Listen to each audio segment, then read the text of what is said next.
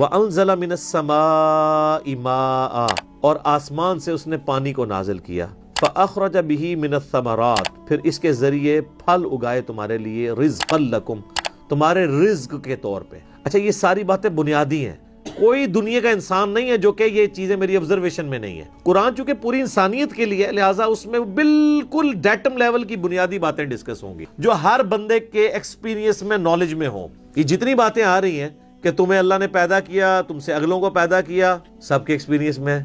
اللہ تعالیٰ نے زمین کو رہنے کے قابل بنایا ہے، آسمان کسی انسان نے بنائی ہے، انسان تو ہمیشہ سے آبزرو بھی کر رہا ہے اسے۔ انسان تو صرف ڈسکوری کرتا ہے، اور انوینٹ بھی جو کرتا ہے وہ بھی کریشن ایکس نہیلو نہیں کرتا، عدم محض سے وجود نہیں دیتا، بلکہ اللہ کی تخلیقات کو یوز کر کے کرتا ہے۔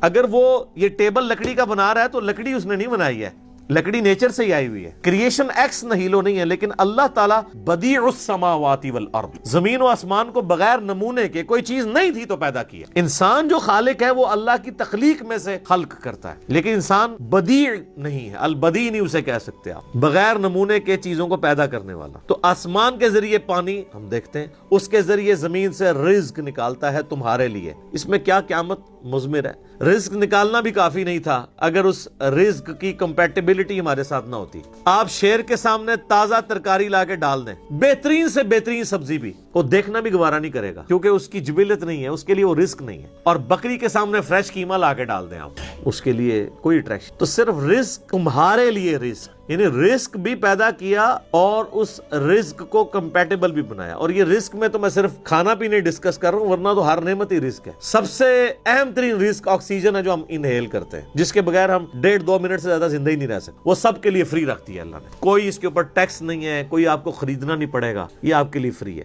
تو جس اللہ نے یہ ساری نعمتیں دی ہیں، اس نے زمین کو رہنے کے قابل بنایا، آسمان کو تمہارے لیے مضبوط چھت بنایا تمہاری پروٹیکشن کے لیے، آسمان سے پانی نازل فرما کے زمین میں سے نباتات اگائے، اس کے ذریعے تمہارا یہ فوڈ سائیکل چلتا ہے سارے کا سارا۔ سب کچھ زمین سے ہی آ رہا ہے، چاہے وہ جانوروں کی خوراک ہو، چاہے پودوں کی خوراک ہو، چاہے ہماری خوراک ہو۔ زمین مر جائے تو ساری مخلوقات مر جائے۔ تو اللہ تعالیٰ فرماتا ہے جس نے یہ سب کچھ کیا ہے، فَلَا تَجْعَلُوا لِلَّهِ أَنْدَادًا وَأَنْتُمْ تَعْلَمُونَ، پھر اللہ کے ساتھ کوئی مد مقابل نہ ٹھہراؤ، اور تم جانتے تو ہو، تم جانتے تو ہو کہ یہ کوالٹیز کسی اور کی ہے ہی نہیں ہے۔ یہ توحید تو تمہارے اندر موجود ہے کہ اللہ کے مد مقابل کوئی نہیں ٹھہرایا جا سکتا۔ کتنی بنیادی بات ہے۔ بس یہ ساری نعمتوں کے عوض میں تم سے ایک بات مانگ رہا ہوں، فَلَا تَجْعَلُوا لِلَّهِ أَنْدَادًا، پس مت بناؤ اللہ کے ساتھ کسی اور کو مد مقابل ند کے طور پہ، وَأَنْتُمْ تَعْلَمُونَ، اور تم جانتے تو ہو کہ کوئی ہے ہی نہیں ایسا کہ جسے بنایا جائے مد مقابل۔ کون ہو سکتا ہے؟ یہی ند کا لفظ ہے جو حدیث کے اندر آیا ہے، جو الادب المفرد میں صحیح سند کے ساتھ ہے، اور مسند امام احمد میں بھی ہے۔ ایک صحابی نے اللہ کے نبی علیہ السلام کے سامنے کہہ دیا، یا رسول اللہ ما شاء اللہ وشئت، جو اللہ چاہے اور جو آپ چاہیں۔ آپ فرمایا اجعلتنی للہ ندا، کیا تو نے مجھے اللہ کے مد مقابل کھڑا کر دیا؟ قل بل ما شاء اللہ وحدہ، بلکہ کہہ جو اکیلا اللہ چاہے۔ تو یہی ند کا لفظ وہاں پہ بھی استعمال ہوا ہے، اللہ کے ساتھ ند نہ ٹھہراؤ۔